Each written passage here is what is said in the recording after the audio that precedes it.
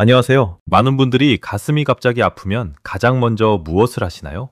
아마도 10중 8구 누워서 쉬거나 바로 몇1구에 전화하시는 분이 대부분일 겁니다.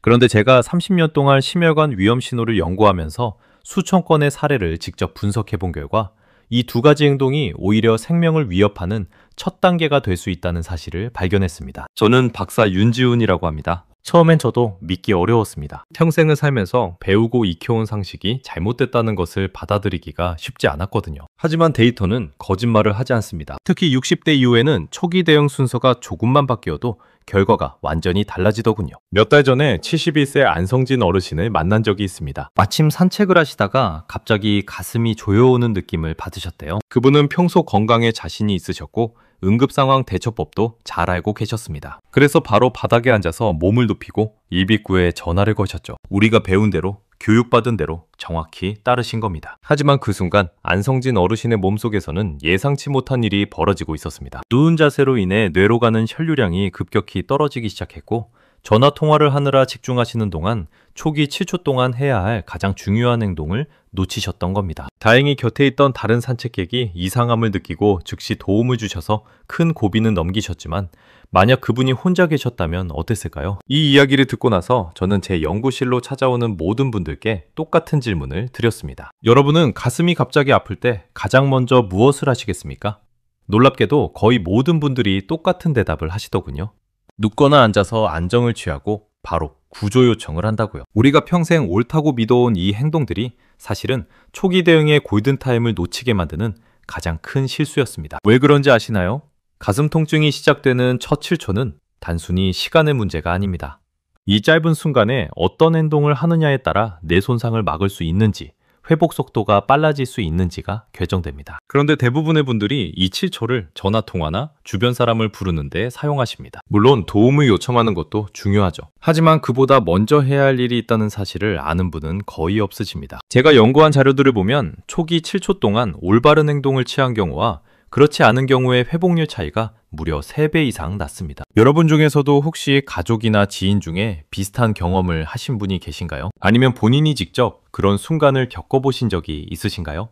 대부분은 그 순간 너무 당황스러워서 평소 알고 있던 것조차 제대로 실행하기 어렵다고 말씀하십니다. 그래서 더욱 중요한 게 바로 오늘 제가 말씀드릴 내용입니다. 오늘 이 영상을 끝까지 보시면 여러분이 지금까지 알고 계셨던 상식이 완전히 뒤집히는 경험을 하실 겁니다. 그리고 만약 앞으로 여러분이나 여러분의 가족에게 비슷한 상황이 온다면 오늘 배우신 내용이 생명을 지키는 결정적인 역할을 하게 될 것입니다. 특히 혼자 계실 때 갑작스러운 증상이 나타난다면 구조대가 도착하기 전까지 스스로를 지킬 수 있는 방법을 아는 것이 얼마나 중요한지 모르십니다. 이 내용 처음 들으시는 분 계신가요?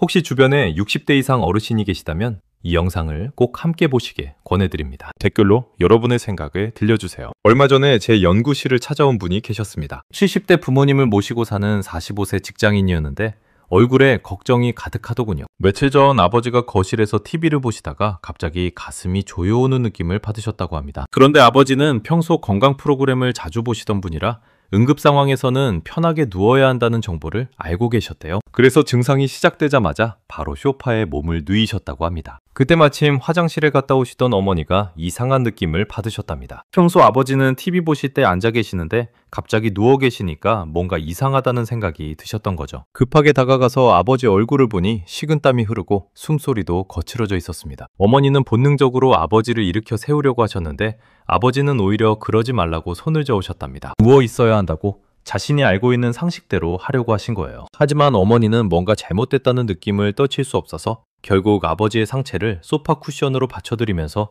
조금 세워드렸습니다. 그리고 바로 119에 전화를 거셨죠. 전화 통화를 하는 동안에도 어머니는 계속 아버지의 상체를 비스듬히 세운 자세를 유지하도록 도와드렸다고 합니다. 다행히 구조대가 빨리 도착했고 아버지는 큰 고비를 넘기셨습니다. 나중에 담당 전문가가 말하길 만약 그대로 누워 계셨다면 상황이 훨씬 위험했을 거라고 하더랍니다. 이 이야기를 들으면서 저는 두 가지 생각이 들었습니다. 하나는 어머니의 본능적인 판단이 정말 놀라웠다는 것이고 다른 하나는 만약 그 순간 아버지 혼자 계셨다면 어땠을까 하는 것이었습니다. 사실 60대 이후에는 혼자 계시는 시간이 많아지시잖아요. 자녀들은 출근하고 배우자도 외출하시거나 자리를 비우실 수 있고요. 바로 이런 순간에 여러분이 스스로를 지킬 수 있는 방법을 알고 계시는 게 정말 중요합니다. 주변에 아무도 없을 때, 전화를 걸 수조차 없을 만큼 증상이 심할 때, 그때 여러분의 작은 습관 하나가 생명을 좌우할 수 있습니다. 제가 30년 동안 연구하면서 발견한 가장 중요한 사실이 바로 이겁니다. 초기 대응의 순서를 바꾸는 것만으로도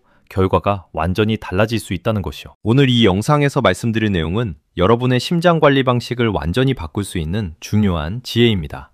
이 이야기를 끝까지 듣고 실천하셔야만 진정한 변화를 경험할 수 있어요. 만약 중간에 영상을 끄시면 가장 중요한 실천법을 놓치게 됩니다. 특히 마지막에 나올 단 하나의 습관이 모든 것을 바꿀 수 있거든요. 혹시 아직 구독과 좋아요를 누르지 않으셨다면 지금 바로 눌러주세요. 이 채널은 여러분의 건강한 노년을 응원합니다. 이런 중요한 정보를 더 많은 분들이 알 수 있도록 구독과 좋아요로 응원해 주시면 정말 감사하겠습니다. 끝까지 보시면 왜 지금 당장 여러분의 작은 습관을 바꿔야 하는지 분명하게 깨닫게 되실 겁니다. 사실 많은 분들이 이런 이야기를 들으면 나는 괜찮을 거라고 생각하십니다. 나는 건강하니까, 나는 아직 젊으니까, 나는 운동도 하고 건강관리도 잘하니까 괜찮을 거라고요. 하지만 제가 만난 수많은 분들 중에 본인이 그런 상황을 겪을 거라고 미리 예상하신 분은 단 한 분도 없으셨습니다. 증상은 정말 갑자기 찾아옵니다. 아침에 일어나서 평소처럼 활동하시다가도, 산책을 하시다가도, 식사를 하시다가도 갑자기 올 수 있어요. 그리고 그 순간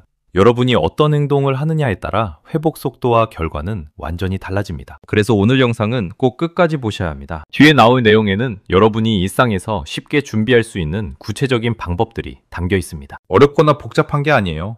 정말 간단한 준비 하나면 충분합니다. 하지만 이 간단한 준비를 모르시면 지금까지의 모든 노력이 의미 없어질 수 있어요. 그러니까 조금만 더 집중해서 들어주세요. 여러분의 식습관을 바꾸는 작은 실천만으로도 충분히 예방할 수 있는 일이고, 혹시라도 증상이 오더라도 초기 대응만 제대로 하시면 회복이 훨씬 빠릅니다. 그래서 이제는 우리 일상에서 심장마비와 직접 연결되는 잘못된 행동들을 하나씩 짚어보겠습니다. 정말 중요한 내용이니까 놓치지 말고 들어주세요. 가장 먼저 말씀드리고 싶은 건 가슴이 아플 때 상체를 눕혀버리는 행동입니다. 우리 대부분은 어디가 아프면 일단 누워서 쉬어야 한다고 배워왔죠. 발목을 삐끗하면 눕고, 머리가 아프면 눕고, 배가 아파도 눕습니다. 그런데 가슴 통증은 다릅니다. 누우면 오히려 뇌로 가는 혈류가 급격히 떨어지면서 초기 손상이 빨리 시작되거든요. 국내 심혈관 연구센터에서 조사한 장구센터를 보면 누운 자세에서는 심장이 뇌로 혈액을 보내는 출력이 약 20% 정도 감소하는 것으로 확인됐습니다. 20%라는 숫자가 작아 보일 수도 있지만 초기 몇 분 동안에는 이 차이가 정말 큽니다. 뇌는 산소 공급이 조금만 줄어도 민감하게 반응하거든요. 제가 만난 68세 박재호님 이야기를 한번 들려드릴게요. 박재호님은 매일 아침 공원에서 가벼운 운동을 하시는 분이었습니다. 그날도 평소처럼 걷기 운동을 하시다가 갑자기 가슴이 답답해지는 느낌을 받으셨대요. 처음에는 운동을 너무 열심히 해서 그런가 싶어서 공원 벤치에 앉으셨습니다. 그런데 앉아있어도 증상이 가라앉지 않더랍니다. 오히려 점점 심해지는 것 같았죠. 그래서 박재호님은 벤치에 그대로 누우셨습니다. 편하게 쉬면 나아질 거라고 생각하신 거예요. 하지만 누운 지 1분도 안 돼서 의식이 흐려지기 시작했습니다. 다행히 옆에서 운동하시던 다른 분이 이상함을 눈치채고 바로 일으켜 세워주셔서 큰 고비를 넘기셨죠. 나중에 박재우님이 제게 말씀하시길 그때 누워있던 게 가장 큰 실수였다는 걸 나중에야 알았다고 하시더군요. 만약 혼자 계셨다면 정말 위험했을 거라고요. 그래서 제가 드리고 싶은 조언은 이겁니다. 의심 증상이 오면 벽이나 소파에 상체를 30도 정도 세운 비스듬한 자세를 취하시는 게 좋습니다. 완전히 일어서는 것도 좋지 않아요. 서 있는 자세는 오히려 쓰러질 위험이 있거든요. 균형을 잃으면 머리를 다칠 수도 있고요. 그래서 가장 좋은 자세는 등을 벽이나 쿠션에 기대고 상체만 살짝 세우는 겁니다. 이 자세를 유지하면 뇌로 가는 혈류를 최대한 보존할 수 있어요. 혹시 여러분은 가슴이 답답할 때 어떤 자세를 취하시나요? 두 번째로 말씀드릴 건 구조 요청을 먼저 하는 행동입니다. 이건 정말 많은 분들이 하시는 실수예요. 가슴이 아프면 당연히 119에 먼저 전화를 걸어야 한다고 생각하시죠? 물론 구조 요청은 중요합니다. 하지만 그보다 먼저 해야 할 일이 있다는 걸 아는 분은 정말 드뭅니다. 유럽의 심장 분야 전문기관에서 발표한 자료를 보면 구조 요청 후 실제 구조대가 도착하기까지 평균 8분 이상 소요된다고 합니다. 도시에 사시면 조금 빠를 수 있지만 외곽 지역이나 교통 상황에 따라서는 10분 이상 걸릴 수도 있어요. 이 시간 동안 아무것도 하지 않고 기다리기만 하면 어떻게 될까요? 더 큰 문제는 전화통화 자체가 초기 대응 시간을 빼앗는다는 겁니다. 119에 전화하면 상황 설명을 해야 하고 위치를 알려줘야 하고 증상을 설명해야 합니다. 이 과정이 보통 2분에서 3분 정도 걸립니다. 이 시간 동안 초기 7초 동안 해야 할 행동을 놓치게 되는 거죠. 69세 이성우님의 경우가 대표적입니다. 이성우님은 집에서 혼자 계시다가 갑자기 가슴에 통증이 오셨대요. 바로 핸드폰을 집어들고 119에 전화를 거셨죠. 그런데 전화 통화를 하면서 질문에 답하느라 시간이 지나가는 동안 증상이 급격히 나빠졌습니다. 통화를 마칠 때쯤에는 말도 제대로 못하실 정도였다고 합니다. 나중에 이성우님이 제게 하신 말씀이 정말 인상 깊었어요. 전화를 걸기 전에 뭔가 다른 걸 먼저 했어야 했다는 생각이 들었지만 그게 뭔지 몰라서 그냥 전화부터 걸었다고요. 만약 그 순간 올바른 순서를 알고 계셨다면 결과가 훨씬 나았을 거라고 하시더군요. 그래서 제가 말씀드리고 싶은 건 이겁니다. 우선 7초 동안 할 수 있는 기본 대응을 먼저 하시고 그 다음에 연락하셔야 합니다. 7초라는 시간은 정말 짧지만 이 짧은 시간 동안 올바른 행동을 하느냐 안 하느냐에 따라 회복률이 크게 달라집니다. 또 한 가지 주의하실 점은 증상이 사라지더라도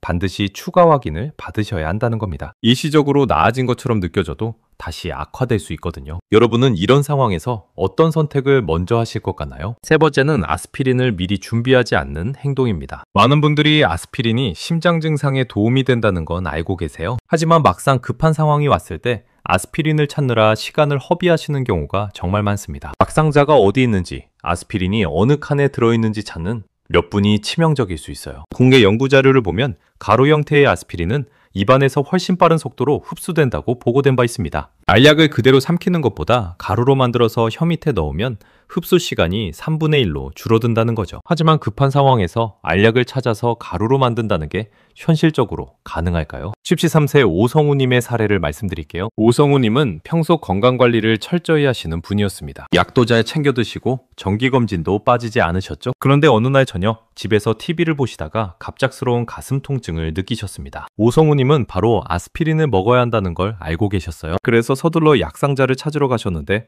문제는 약상자가 침실 옷장 위쪽에 있었다는 겁니다. 계단 의자를 가져와서 올라가서 약상자를 꺼내고 여러 약 중에서 아스피린을 찾아내는 데만 3분 넘게 걸렸다고 합니다. 그 사이에 증상은 점점 악화됐고 나중에는 손에 힘이 없어서 약봉지를 뜯는 것조차 힘들었다고 하시더군요. 다행히 마침 퇴근한 아들이 들어와서 도와줘서 큰 고비를 넘기셨지만 만약 혼자 계셨다면 정말 위험했을 상황이었습니다. 그래서 제가 권해드리는 방법은 이겁니다. 100mg 일반 아스피린을 미리 곱게 갈아서 작은 봉지에 담아두세요. 그리고 침대 머리만, 거실 소파옆, 화장실 세면대 위처럼 자주 머무는 공간에 각각 하나씩 두시는 겁니다. 습기만 피하면 보관이 가능한데 안전을 위해서 한 달에 한 번 정도는 새로 갈아서 교체하시는 게 좋아요. 이렇게 준비해 두시면 어디에 계시든 손만 뻗으면 바로 사용할 수 있습니다. 찾느라 시간 낭비할 필요도 없고 힘들게 알약을 씹을 필요도 없어요. 가루를 혀 밑에 넣으면 되니까 물도 필요 없고요. 여러분 댁에는 혹시 비상용으로 이렇게 준비된 게 있으신가요? 네 번째는 7초 생존법을 미리 연습하지 않는 행동입니다. 많은 분들이 응급상황 대처법을 머리로는 알고 계세요. 하지만 실제로 그 상황이 왔을 때 당황하지 않고 정확하게 실행할 수 있는 분은 정말 드뭅니다. 왜냐하면 응급 상황에서는 판단력이 흐려지거든요. 국내 고령층 대응 연구를 보면 사전에 연습을 한 그룹과 그렇지 않은 그룹의 초기 반응 속도를 비교했을 때 연습한 그룹이 무려 3배나 빨랐다고 합니다. 머리로 아는 것과 몸이 기억하는 건 완전히 다른 차원의 문제라는 거죠. 특히 긴급한 상황에서는 생각할 시간이 없어요. 몸이 자동으로 움직여야 합니다. 적심 6세 김정호님의 경우를 말씀드리면 김정호님은 제가 7초 생존법을 알려드린 후에 매주 한 번씩 꾸준히 연습하신 분입니다. 처음에는 좀 귀찮아 하시더니 제가 실제 사례들을 보여드리니까 진지하게 받아들이셨어요. 그리고 6개월쯤 지난 어느 날 정말로 그 순간이 찾아왔습니다. 새벽에 화장실 다녀오시다가 갑자기 가슴이 조여오는 느낌을 받으셨대요. 김정호님은 그 순간 머릿속이 하얘지셨다고 합니다. 하지만 놀랍게도 몸이 먼저 움직였다고 하시더군요. 연습했던 대로 자동으로 행동이 나왔다는 거예요. 벽에 기대서 자세를 잡고 미리 준비해둔 가루 아스피린을 혀 밑에 넣고 천천히 호흡을 가다듬으신 겁니다. 그리고 나서 119에 전화하셨는데 통화하는 동안에도 자세를 유지하셨고 침착하게 상황을 설명하실 수 있었답니다. 구조대가 도착했을 때는 이미 증상이 많이 안정된 상태였고 담당 전문가가 초기 대응을 정말 잘하셨다고 칭찬하셨다고 해요. 김정호님은 나중에 제게 이렇게 말씀하셨습니다. 청소 연습이 생명을 구했다고요. 그래서 제가 권해드리는 방법은 이겁니다. 실제 아스피린 대신 설탕가루를 활용해서 주 1회 정도 연습하시는 겁니다. 자세를 잡고 가루를 혀 밑에 넣고 호흡을 가다듬는 전체 과정을 몸에 익히는 거예요. 처음에는 좀 어색하고 번거로울 수 있지만 몇 번만 반복하면 자연스러워집니다. 또 한 가지 중요한 건 가족도 함께 알아야 한다는 겁니다. 여러분이 혼자 알고 있는 것보다 가족 모두가 알고 있으면 실제 상황에서 훨씬 더 큰 도움이 됩니다. 서로 도와줄 수도 있고 혹시 본인이 당황해서 잊어버리더라도 옆에서 상기시켜 줄 수 있으니까요. 혹시 여러분은 이런 연습을 해보신 적 있으신가요? 다섯 번째는 초기 증상을 가볍게 넘기는 행동입니다. 이게 정말 많은 분들이 하시는 가장 큰 실수예요. 답답함이나 어깨 통증, 식은땀, 호흡곤란, 소화 불편감 같은 증상들이 나타나도 그냥 피곤해서 그런가 보다 하고 넘기시는 거죠. 국내 심장연구소에서 분석한 자료를 보면 초기 신호를 무시한 경우 1시간 내에 급격한 악화가 발생한 비율이 무려 80% 이상이었다고 합니다. 반대로 초기 신호를 알아차리고 바로 대응한 경우는 회복률이 훨씬 높았고요. 문제는 이런 초기 신호들이 다른 흔한 증상들과 비슷해서 구별하기 어렵다는 겁니다. 66세 정미라님의 이야기를 들려드릴게요. 정미라님은 어느 날 저녁 식사 후에 소화가 잘 안 되는 느낌을 받으셨습니다. 속이 더부룩하고 약간 메스꺼운 느낌이었는데 저녁을 과하게 드셨나 싶어서 그냥 소화제를 드시고 누우셨대요. 하지만 30분이 지나도 증상이 나아지지 않고 오히려 어깨까지 뻐근해지기 시작했습니다. 그제야 뭔가 이상하다는 생각이 드셨지만 여전히 단순 소화불량이라고 생각하셨어요. 그런데 또 30분쯤 지나니까 가슴까지 답답해지기 시작하더랍니다. 그때서야 정미라님은 이게 단순한 소화불량이 아니라는 걸 깨달으셨죠. 급하게 가족에게 연락하고 대응을 했지만 이미 초기 골든타임은 한참 지나간 상태였습니다. 나중에 정미라님이 제게 말씀하시길 만약 처음부터 여러 증상을 종합적으로 봤다면 훨씬 빨리 대응할 수 있었을 거라고 하시더군요. 소화 불편감에 어깨 통증까지 동시에 나타났다면 그게 이미 위험 신호였다는 걸 몰랐다는 겁니다. 그래서 제가 드리고 싶은 조언은 이겁니다. 답답함, 어깨 통증, 식은땀, 호흡곤란, 소화 불편감. 이 5가지 증상 중에서 2가지 이상이 동시에 나타나면 바로 7초 생존법을 시행하시는 겁니다. 과민 반응이라도 괜찮아요. 안전이 최우선이니까요. 또 한 가지 꼭 기억하셔야 할 건 증상이 가라앉더라도 반드시 후속 조치를 받으셔야 한다는 겁니다. 일시적으로 나아진 것처럼 느껴져도 내부적으로는 여전히 문제가 진행 중일 수 있거든요. 그래서 증상이 있었다면 반드시 확인을 받으시는 게 중요합니다. 여러분은 이런 신호들을 얼마나 자주 경험하시나요? 이제 실천 중심의 확장본론으로 이어가겠습니다. 앞에서 말씀드린 위험한 행동들을 피하는 것도 중요하지만 일상에서 어떻게 준비하고 관리하느냐가 더 중요하거든요. 우선 자주 머무는 공간을 비상공간으로 설정하는 것부터 시작해보세요. 많은 분들이 아스피린을 약상자에만 넣어두시는데 사실 생활동선과 가까울수록 초기 대응 속도가 훨씬 빨라집니다. 제가 연구한 사례들을 보면 약을 찾으러 다른 방까지 가야 하는 경우와 바로 손이 닿는 곳에 있는 경우의 대응 시간 차이가 평균 5분 이상 났어요. 5분이라는 시간이 별것 아닌 것 같지만 심장 관련 증상에서는 정말 중요한 시간입니다. 그래서 침대 머리맡, 소파 옆 테이블, 화장실 세면대 위처럼 여러분이 하루 중 가장 오래 머무시는 공간마다 비상 준비물을 하나씩 두시는 걸 권해드립니다. 여기서 주의하실 점은 높은 곳이나 서랍 깊숙한 곳은 피하셔야 한다는 겁니다. 급한 상황에서 높은 곳에 손을 뻗다가 균형을 잃고 넘어지실 수도 있거든요. 또 서랍을 뒤지느라 시간을 낭비할 수도 있고요. 그래서 가장 좋은 위치는 앉아서나 누워서도 손만 뻗으면 바로 닿을 수 있는 곳입니다. 제가 만난 한 어르신은 침대 헤드보드에 작은 주머니를 달아서 거기에 비상준비물을 넣어두셨더군요. 밤에 증상이 오면 일어나지 않고도 바로 손을 뻗을 수 있으니까 정말 좋은 방법이라고 생각했습니다. 또 다른 분은 소파 쿠션 사이에 작은 파우치를 끼워두셨는데 TV 보시다가도 바로 꺼낼 수 있어서 편하다고 하시더라고요. 여러분 댁에서 가장 손이 잘 닿는 곳은 어디인가요? 한번 둘러보시고 그곳에 비상준비물을 배치해보세요. 습기만 조심하시면 오랫동안 보관할 수 있으니까 걱정하지 않으셔도 됩니다. 두 번째로 말씀드리고 싶은 건 하루 1분 호흡 안정 루틴을 만드는 겁니다. 많은 분들이 호흡의 중요성을 간과하시는데 사실 평소 호흡 패턴은 실제 위기 상황에서 자동 반응으로 이어집니다. 평소에 얕고 빠른 호흡을 하시는 분은 급한 상황에서도 얕고 빠르게 숨을 쉬게 되고 이게 오히려 불안도를 높이고 증상을 악화시킬 수 있어요. 제가 권해드리는 호흡법은 정말 간단합니다. 4초 동안 천천히 들이마시고 6초 동안 천천히 내쉬는 겁니다. 이 호흡을 하루에 3번, 아침에 일어나자마자, 점심 식사 후, 저녁 잠들기 전에 각각 1분씩만 연습하시면 됩니다. 처음에는 좀 어색하실 수 있어요. 평소보다 훨씬 천천히 숨을 쉬는 거니까 답답하게 느껴질 수도 있고요. 하지만 일주일만 꾸준히 하시면 자연스러워집니다. 그리고 이렇게 천천히 호흡하는 습관이 몸에 배면 급한 상황에서도 자동으로 이 호흡 패턴이 나옵니다. 여기서 주의하실 점은 너무 빠른 호흡은 오히려 불안도를 높일 수 있다는 겁니다. 급하다가고 해서 헐떡헐떡 빠르게 숨을 쉬시면 과호흡이 올 수 있고 그러면 어지러움이나 손발저림 같은 증상까지 추가로 나타날 수 있어요. 그래서 평소에 천천히 깊게 호흡하는 연습을 해두시는 게 정말 중요합니다. 제가 만난 한 분은 이 호흡법을 매일 아침 커피 마시면서 하신다고 하시더라고요. 커피 한 모금 마시고 나서 호흡 연습을 1분 하고 그러면 하루를 시작하는 기분이 훨씬 좋다고요. 또 다른 분은 저녁에 TV 광고 시간에 하신다고 했습니다. 광고 나오면 리모컨 내려놓고 호흡 연습을 하시는 거죠. 이렇게 일상 속에 자연스럽게 녹여내시면 부담 없이 계속할 수 있습니다. 이 호흡법을 오늘 한번 따라해 보실래요?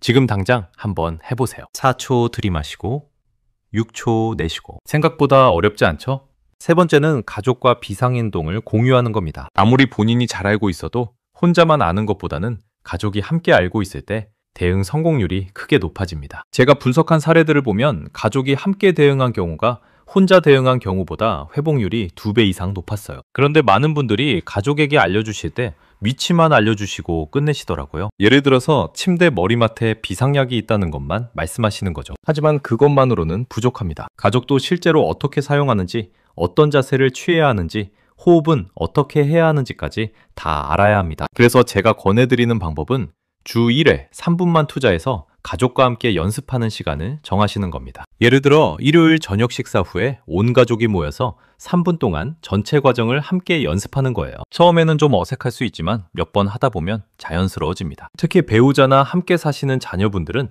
반드시 알고 계셔야 합니다. 혹시 본인이 당황해서 순서를 잊어버리더라도 옆에서 상기시켜 줄 수 있으니까요. 또 만약 증상이 심해서 본인이 직접 행동하기 어려운 상황이라면 가족이 대신 도와줄 수도 있고요. 제가 만난 한 가족은 매주 토요일 아침마다 온 가족이 모여서 비상대응 연습을 한다고 하시더라고요. 처음에는 노인분만 하시려고 했는데 젊은 자녀들도 언젠가는 필요할 수 있으니까 다 같이 하자고 해서 가족 행사처럼 하신답니다. 이렇게 하니까 가족 간의 대화도 늘고 건강에 대한 관심도 높아져서 좋다고 하시더군요. 여러분 가족 중에 누가 이 내용을 가장 먼저 알아야 할까요?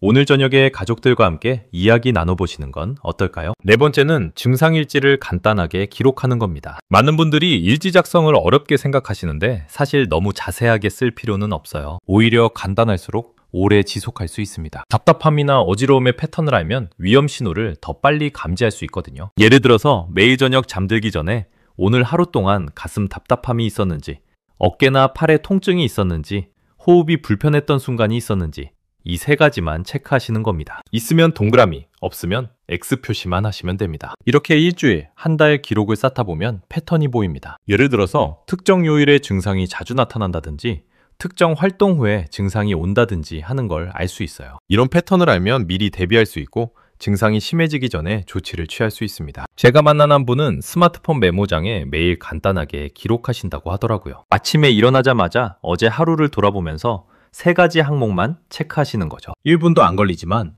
이 기록이 쌓이니까 본인의 몸 상태를 훨씬 잘 이해하게 됐다고 하셨습니다. 또 다른 분은 침대 옆에 작은 수첩을 두고 자기 전에 간단하게 적으신답니다. 날짜 적고 세 가지 항목에 동그라미나 X만 표시하고 끝. 정말 간단하죠? 하지만 이 간단한 기록이 나중에 전문가 상담받을 때도 큰 도움이 됩니다. 언제부터 어떤 증상이 있었는지 정확하게 말씀드릴 수 있으니까요. 혹시 요즘 몸에서 느끼는 변화가 있으신가요? 오늘부터라도 간단하게 기록을 시작해 보시는 건 어떨까요? 다섯 번째는 수분과 휴식 리듬을 유지하는 겁니다. 탈수나 과도한 피로는 심장의 부담을 증가시킵니다. 특히 나이가 들수록 갈증을 잘 느끼지 못하시는 분들이 많은데 몸이 필요로 하는 수분량은 줄어들지 않거든요. 여기서 주의하실 점은 한 번에 많은 물을 마시기보다 조금씩 자주 마시는 게 좋다는 겁니다. 한 번에 물을 많이 마시면 오히려 몸에 부담이 될 수 있어요. 특히 심장이나 콩팥 기능이 약하신 분들은 더욱 조심하셔야 합니다. 제가 권해드리는 방법은 아침, 점심, 저녁 식사 전후로 각각 한 컵씩 규칙적으로 수분을 보충하시는 겁니다. 식사 30분 전에 한 컵, 식사 후 1시간 뒤에 한 컵. 이렇게 하시면 하루에 6번 물을 마시게 되죠. 이 정도면 적당한 수분 섭취가 됩니다. 또 휴식도 중요합니다. 많은 분들이 바쁘게 활동하시다가 갑자기 증상이 오시는 경우가 많거든요. 그래서 하루 중에 의식적으로 쉬는 시간을 만드시는 게 좋습니다. 점심 식사 후 20분 정도 눈을 붙이시거나 오후 4시쯤 의자에 앉아서 10분 정도 눈을 감고 쉬시는 것만으로도 큰 도움이 됩니다. 제가 만난 한 분은 스마트폰 알람을 3시간마다 맞춰놓고 알람이 울리면 무조건 5분 동안 쉬신다고 하더라고요. 처음에는 귀찮았는데 하다 보니 몸이 훨씬 가벼워지고 피로감도 덜하다고 느끼신답니다. 또 다른 분은 물병에 시간 표시를 해놓고 그 시간마다 물을 마시신다고 했습니다. 여러분의 하루 물 마시는 습관은 어떤가요? 혹시 목이 마를 때만 물을 마시고 계신 건 아닌가요? 오늘부터라도 규칙적으로 수분을 섭취하는 습관을 만들어 보세요. 여섯 번째는 스트레스 관리 루틴을 만드는 겁니다. 많은 연구에서 스트레스가 심혈관 건강에 직접적인 영향을 미친다는 걸 보여주고 있습니다. 특히 만성적인 스트레스는 혈압을 높이고 심장에 지속적인 부담을 주거든요. 그런데 스트레스를 완전히 없앨 수는 없잖아요. 살다 보면 걱정거리도 생기고 신경 쓰이는 일도 생기고 화나는 일도 있고요. 중요한 건 이런 스트레스를 어떻게 관리하느냐입니다. 쌓아두지 말고 적절하게 풀어내는 방법을 찾으시는 게 좋습니다. 제가 권해드리는 방법 중 하나는 매일 저녁 산책입니다. 저녁 식사 후 30분 정도 가볍게 걷기만 해도 하루 동안 쌓인 스트레스가 많이 풀립니다. 걸으면서 자연을 보고 신선한 공기를 마시고 생각을 정리하다 보면 마음이 한결 가벼워지거든요. 또 다른 방법은 취미 활동을 하시는 겁니다. 그림을 그리시든 노래를 부르시든 정원을 가꾸시든 뭐든 좋습니다. 집중할 수 있는 활동을 하다 보면 걱정거리가 잠시 잊혀지고 그 시간만큼은 스트레스에서 벗어날 수 있어요. 제가 만난 한 분은 매일 아침 30분씩 서예를 하신다고 하더라고요. 먹을 갈고 붓으로 글씨를 쓰는 동안에는 온전히 그것에만 집중하게 되니까 다른 걱정이 안 난다고 하셨습니다. 또 다른 분은 손주들과 영상통화를 하는 게 최고의 스트레스 해소법이라고 하시더군요. 여러분만의 스트레스 해소법은 무엇인가요? 혹시 따로 없으시다면 오늘부터 하나 만들어 보시는 건 어떨까요? 일곱 번째는 규칙적인 식사 시간을 지키는 겁니다. 많은 분들이 식사를 거르시거나 불규칙하게 하시는데 이게 생각보다 심장에 큰 부담을 줍니다. 특히 아침을 거르시는 분들이 많은데 아침 식사를 거르면 오전 내내 혈당이 불안정해지고 이게 심장에도 영향을 미칩니다. 제가 권해드리는 건 가능하면 매일 같은 시간에 식사하시는 겁니다. 아침 7시, 점심 8시, 저녁 6시 이런 식으로 규칙적인 시간을 정해놓고 지키시는 거죠. 처음에는 배가 안 고파도 시간이 되면 식사를 하시는 겁니다. 몇 주 지나면 몸이 그 리듬에 적응해서 자연스럽게 그 시간에 배가 고파집니다. 이렇게 규칙적으로 식사하면 혈당도 안정되고 소화도 잘 되고 전반적인 건강 상태가 좋아집니다. 또 식사량도 중요합니다. 한 번에 너무 많이 드시면 소화하느라 심장에 부담이 됩니다. 특히 저녁 식사를 과하게 하시고 바로 주무시면 더 위험해요. 그래서 저녁은 조금 적게 가볍게 드시는 게 좋습니다. 제가 만난 한 분은 저녁 식사를 오후 5시에 하신다고 하더라고요. 그리고 잠들기 전까지 최소 4시간은 간격을 두신답니다. 처음에는 저녁 일찍 먹으면 밤에 배고플까봐 걱정하셨는데 막상 해보니 오히려 숙면에 도움이 되고 아침에 일어나면 컨디션이 훨씬 좋다고 하셨습니다. 여러분의 식사 시간은 규칙적인가요? 혹시 자주 걸으시거나 불규칙하게 드시지는 않나요? 이제 마무리로 이어가겠습니다. 오늘 말씀드린 내용들을 정리하면서 가장 중요한 핵심만 다시 한번 짚어보겠습니다. 오늘 우리는 평생 옳다고 믿어온 상식이 어떻게 위험이 될 수 있는지, 그리고 올바른 대응 방법은 무엇인지 함께 살펴봤습니다. 가슴이 아프면 무조건 눕거나 바로 119에 전화해야 한다는 생각. 이건 정말 많은 분들이 갖고 계신 상식이지만 실제로는 초기 골든타임을 놓치게 만드는 가장 큰 실수였습니다. 잘못된 방식으로 대응하면 어떻게 될까요? 누운 자세는 뇌로 가는 혈류를 20%나 감소시키고 구조 요청에만 집중하면 초기 7초 동안 해야 할 중요한 행동을 놓치게 됩니다. 아스피린을 준비하지 않으면 찾느라 귀중한 시간을 낭비하게 되고 미리 연습하지 않으면 당황해서 아는 것도 제대로 실행하지 못하게 됩니다. 초기 증상을 가볍게 넘기면 1시간 내에 급격한 악화가 올 확률이 80%가 넘습니다. 반대로 올바른 방식으로 대응하면 어떻게 될까요? 상체를 30도 정도 세운 자세를 유지하면 뇌로 가는 혈류를 최대한 보존할 수 있습니다. 초기 7초 동안 기본 대응을 먼저 하고 나서 부조 요청을 하면 회복률이 3배 이상 높아집니다. 미리 준비해둔 가루 아스피린을 사용하면 흡수 시간을 3분의 1로 줄일 수 있고 평소 연습을 해두면 급한 상황에서도 몸이 자동으로 움직입니다. 초기 신호를 놓치지 않고 바로 대응하면 대부분 큰 문제 없이 회복할 수 있습니다. 생각해보세요. 혼자 계실 때 갑자기 증상이 오면 정말 무서울 겁니다. 주변에 아무도 없고 도움을 청할 사람도 없고 구조대가 오기까지는 최소 8분 이상 걸립니다. 그 시간 동안 여러분이 스스로를 지킬 수 있는 유일한 방법은 바로 오늘 배우신 내용들입니다. 그래서 오늘 당장 하나만 실천하라고 한다면 저는 이것부터 시작하시라고 말씀드리고 싶습니다. 100mg 일반 아스피린을 곱게 갈아서 작은 봉지에 담으세요. 그리고 침대 머리맡, 거실 소파 옆, 화장실 세면대 위 이렇게 3곳에 하나씩 두세요. 이것만으로도 여러분의 안전이 크게 달라집니다. 정말 간단하잖아요. 약국 가서 아스피린 하나 사고 믹서기로 갈고 작은 봉지에 나눠 담고 세 곳에 배치하는 것. 30분이면 충분히 할 수 있는 일입니다. 하지만 이 30분의 준비가 나중에 여러분의 생명을 구할 수 있습니다. 그리고 가족들과도 꼭 공유하세요. 혼자만 알고 있으면 소용없습니다. 배우자, 자녀, 함께 사시는 모든 분들이 다 알아야 합니다. 이번 주말에 온 가족이 모여서 한번 연습해 보시는 건 어떨까요? 어색할 수도 있지만 이 어색함이 나중에 생명을 구할 수 있습니다. 다음 영상에서는 초기 신호를 더 정확하게 구별하는 방법을 알려드리겠습니다. 가슴 답답함이 단순 피로인지, 소화불량인지, 아니면 정말 위험한 신호인지 어떻게 구분할 수 있는지 구체적으로 말씀드릴 겁니다. 또 계절별로, 날씨별로 주의해야 할 점들도 함께 알려드릴게요. 여러분 생각은 어떠신가요? 오늘 배우신 내용 중에 가장 먼저 실천해보고 싶은 게 무엇인가요? 댓글로 여러분의 계획을 들려주세요. 그리고 주변에 60대 이상 어르신이 계시다면 이 영상을 꼭 공유해주세요. 여러분의 작은 관심이 누군가의 생명을 구할 수 있습니다. 오늘도 끝까지 시청해주셔서 정말 감사합니다. 건강하고 행복한 하루 보내세요.